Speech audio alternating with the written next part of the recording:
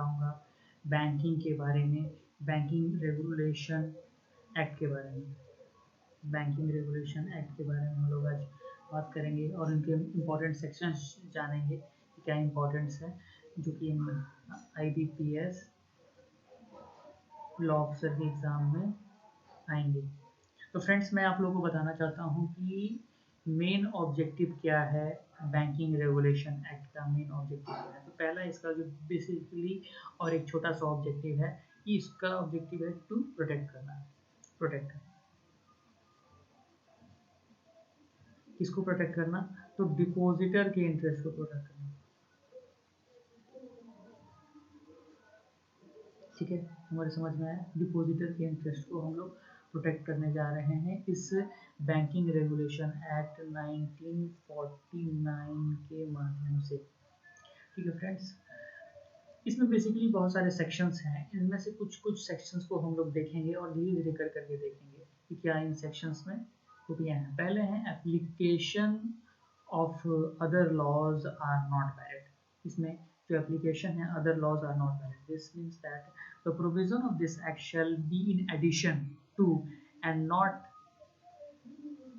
saved as hereunder expressly provided in derogation of the Companies Act and any other law from the time being in force। derogation एक word आया है friends हमारा यहाँ पे, ये बताता है कि भाई आपको क्या करना है इस कंपनी एक्ट से रिलेटेड से। ये एक्ट जो है वैलिड नहीं करेगा किसी दूसरे एक्ट को। ठीक है, नेक्स्ट हमारा जो सेक्शन आता है वो सेक्शन है थर्ड है, act does not apply to certain cooperative society. Act does not apply to a certain cooperative society. It means what, ये एक्ट जो है उन सारी चीज़ों पे अप्लाई नहीं करेगा जो कि कोऑपरेटिव सोसाइटी से है। जैसे कि कहाँ कहाँ पे ये एक्ट अप्लाई नहीं करेगा? तो पहला ये एक्ट अप्लाई नहीं करेगा, it's a national banking for agriculture and rural development, that is called, इसके शॉर्ट फॉर्म बोलते हैं नाबार्ड। नाबार्ड हम लोग इसको कहते हैं। ठीक है, अरे काम मूछ काटे देख ना, काची करता रहे तू, रिकॉर्डिंग करता नहीं, तू काहेला आ गई काची काम करे वो तो अपन कहीं से काट।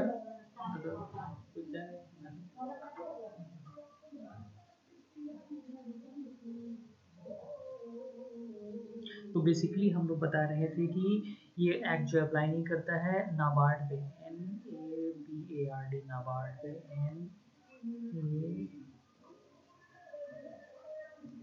ठीक है, national bank and agriculture and rural development act, इस पे अप्लाई नहीं करता है।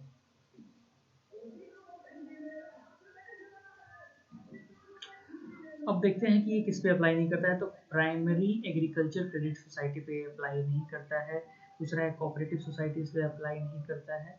ठीक है, इस पे ये सारा चीज अप्लाई नहीं करता है। If society does not use as it a part in name, अगर सोसाइटी इस नाम को इस्तेमाल नहीं कर सकता है और in connection with the business करते समय द वर्ड बैंक, बैंकर और banking, and does not act as a drawer of cheques, and does not act as a drawer of cheques, drawer of cheques की तरह, it does not act as a drawer of check, drawer of check की तरह ये act नहीं कर सकता है। ठीक है, नेक्स्ट हम देखेंगे act to apply to cooperative societies in certain cases। cooperative societies in certain cases, इसके अलावा anything shall contain in a primary sector credit society, a cooperative land mortgage bank,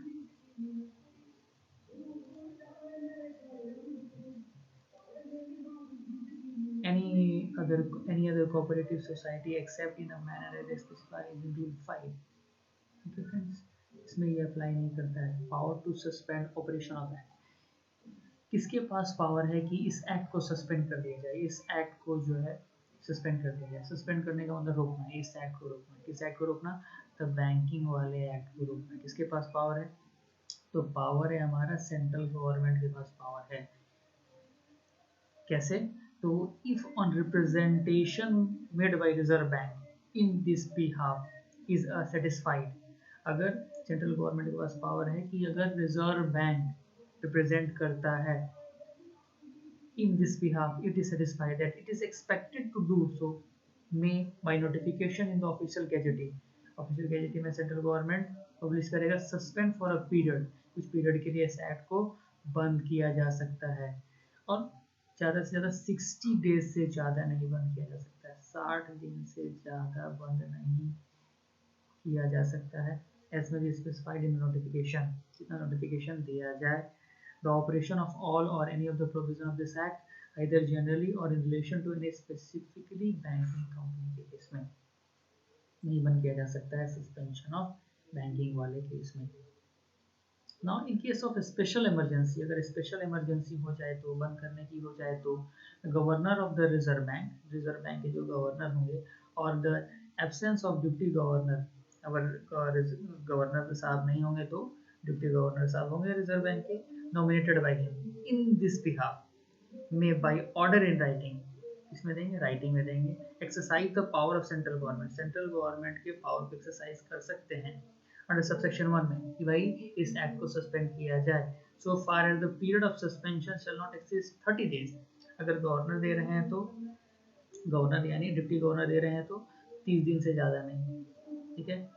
And where the governor or the deputy governor, as the case may be, does not shall report the matter to the central government, अगर ये matter report नहीं करते central government को, and order shall have soon as may be published in the official gazette, report the matter to the central government, और ये लोग report करेंगे इस मैटर को सेंट्रल गवर्नमेंट को, and order as soon as may be published in the official gazette, और जो भी ऑर्डर होगा वो पब्लिश होगा ऑफिशियल गैजेट में, ठीक है। Now next is what the central government में बाय नोटिफिकेशन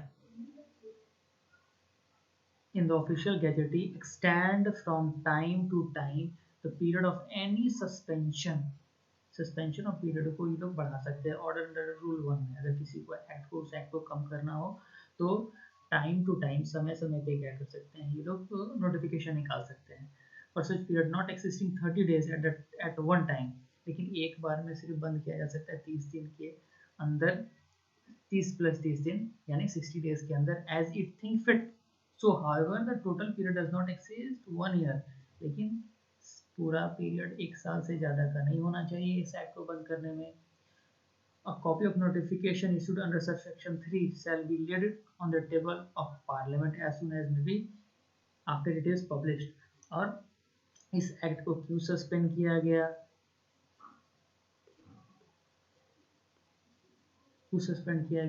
इसके बारे में पार्लियामेंट की टेबल पे जा कर के रखना होगा, बताना होगा सारी चीज़ों को।